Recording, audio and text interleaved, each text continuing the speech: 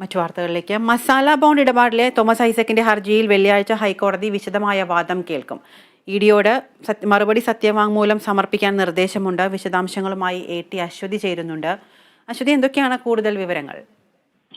വിദ്യ, ഐസക്കിന്റെ ഹർജിയിൽ വെള്ളിയാഴ്ച ഹൈക്കോടതി വാദം തുടരുമെന്നാണ് വ്യക്തമാക്കിയിരിക്കുന്നത്. വിശദമായ വാദമായിരിക്കും വെള്ളിയാഴ്ച ഉണ്ടാവുക. അതുവരെ തൽസ്ഥിതി തുടരാനാണ് ജസ്റ്റിസ് CR രവിയുടെ നിർദ്ദേശം. ഇഡിയോട് ഈ വിഷയത്തിൽ മസാല ബോണ്ട് കേസിൽ തോമസ് ഐസക്കിന് സമൻസ് അയച്ചതുമായി ബന്ധപ്പെട്ട് ഇഡിയോട് മറുപടി സത്യവാങ്മൂലം സമർപ്പിക്കാനും നിർദ്ദേശമുണ്ട്. സമൻസ് സ്റ്റേ ചെയ്തതായി കണക്കാക്കാൻ അനുവദിക്കരുതെന്നാണ് ED ഇന്ന് കോടതിയിൽ അറിയിച്ചിരിക്കുന്നത്. വെള്ളിയാഴ്ച വരെ ഒന്നും സംഭവിക്കില്ലെന്ന് ഉറപ്പുവരുത്താനാണ് തൽസ്ഥിതി തുടരാൻ നിർദ്ദേശിച്ചതെന്നും കോടതി വ്യക്തമാക്കിയിരിക്കുന്നു.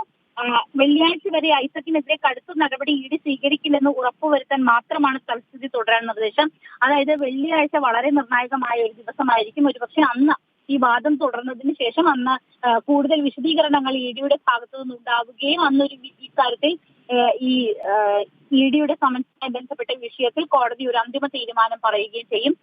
അതുവരെ എന്തായാലും തോമസ് ഐസക്കിന് ആശ്വസിക്കാം. ഒരുപക്ഷെ ED ഇപ്പോൾ 7 തവണ ആയി തോമസ് ഐസക്കിന് സമൻസ് അയക്കുന്നു. പക്ഷെ അദ്ദേഹം ഒരിക്കൽ പോലും ഈ EDക്ക് മുന്നിൽ ഹാജരായിട്ടില്ല. പകരം അദ്ദേഹം ഹൈക്കോടതി ഈ വിഷയത്തിൽ സമീപിക്കുകയാണ് ചെയ്തിട്ടുള്ളത്. എന്തായാലും വെള്ളിയാഴ്ചയായിരിക്കും ഈ വിഷയത്തിൽ ഒരു അന്തിമ തീരുമാനം ഉണ്ടാവുക. വിദ്യ.